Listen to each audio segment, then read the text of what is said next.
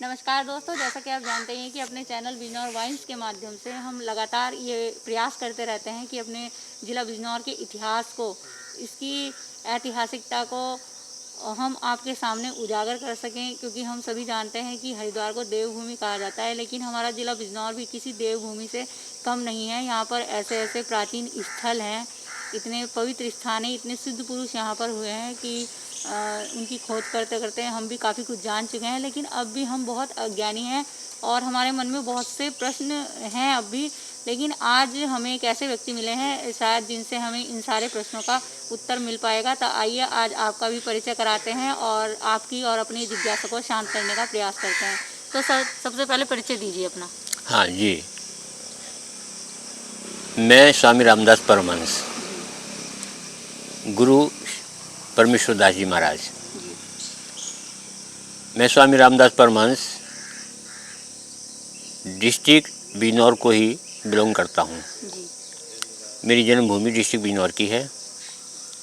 1962 में मैंने BSB inter college Jaspur से इंटरमीडिएट करने के पश्चात मैं हरिद्वार में आकर के श्री रामानंद आश्रम में वैष्णव संप्रदाय से मैंने दीक्षा ली, पंच संस्कार की दीक्षा ली।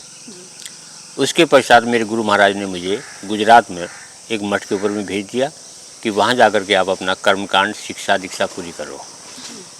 फिर उन्होंने कहा कि आप की अभी स्मृति ठीक है, आप ब्राह्मण कुल से हैं, आपकी मेमोरी भी ठीक है, तो अभी आप पढ़िए, क्योंकि हमारे वैष्णव संप्रदाय में जो है संत समाज में आज शिक्षा की बहुत आवश्यकता है। एक समय ऐसा था कि जहाँ लोग इतने शिक्षित नहीं हुआ करते थे, लेकिन उस समय में क्या होता था कि वो दूसरे युग थे, लेकिन अब कली काल जैसे शनि शनि आगे बढ़ा तो इसमें क्या रहा कि शिक्षा की पूर्ति होती रही। अब जाकर के मैं वहाँ 7 साल मैंने श्रीमद् भागवत का कोर्स किया, रामायण का। उसके पश्चात 5 साल का कोर्स भागवत का किया और पुराणों का अध्ययन किया। जितने भी हमारे पौराणिक तीर्थ थे, क्षेत्र थे, सबका भ्रमण करने के पश्चात मेरे मन में विचार आया कि जो गुरु कृपा से, जो गुरु की महाराज की अनुकंपा से मुझे ज्ञान प्राप्त हुआ है, चलो उसको अब अपने जिले जनपद बिजनौर में जाकर के रोपित करेंगे।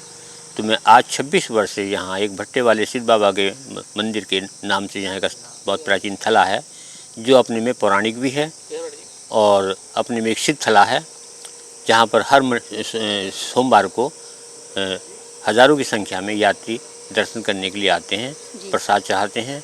तो मैं यहाँ 26 वर्ष से वो सेवा दे रहा हूँ।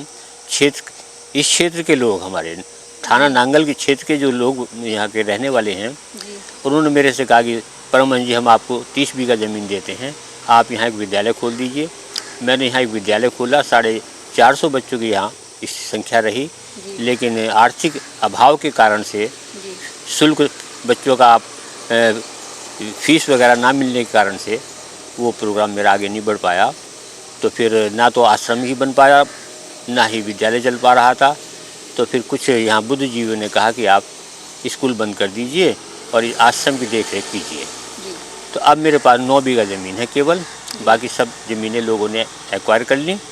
अब मेरे पास 9 बीघी ज़मीन है, तो जिसके अंदर मैं अपने जीविका को चलाते हुए, बाहर से आने जाने वाले साधु संतों की सेवा करते हुए, जो भी द्वार पर यानी कि दीनहीन अनेक प्रकार के याचक आते हैं, उन सबकी सेवा करते हुए मैं 26 वर्ष यहाँ रह रहा हूँ। तो आज मेरे पास में कुछ हमारे क्षेत्र के सम्मानित पत्रकार आए, उन्होंने मुझसे यहाँ की जानकारी लेना चाहिए, तो मैं अपनी जानकारी आज उनके सामने साझा कर रहा हूँ। संन्यास लिया तो संन्यास में आकर के थोड़ा सा मनुष्य ऊपर उड़ जाता है। तो अब यदि कोई मुझे देखने लगे कि ये तो हमारे जैसा इंसान है, तो मैं आपको उसी रूप में दिखाई दूंगा। और यदि आप मुझे जिस भावना से भी आप मेरे को मान के चलेंगे, मैं उसी भावना से आपको दिखाई दूंगा। तो ये जो थला है हमारा, ये भी एक सिद्ध स्थल है। सिद्ध स्थल का मतलब ये है कि जो तो सिद्धों की परिभाषा मैंने बताई आपको, तो सिद्ध थला है। तो यहाँ पर जो है क्षेत्रवासी लोग बताते हैं, जब कभी मूसलाधार बारिश होती है तो यहाँ शंख ध्वनि और चारों तरफ जलमग्न हो जाता था, पानी पानी। तो और कुछ लोगों को यहाँ भेड़ा नदी में, क्या नाम, यहाँ पर जो है साक्षात्कार भी हुआ, उनका कमंडल रखा हुआ मिला, कभी प्रकट भी हुए। बल्कि मानपुर के एक थे बढ़ी धीमान शर्मा, उनको तो उन्होंने चांदी के 21 रुपये भी दिए थे। अच्छा।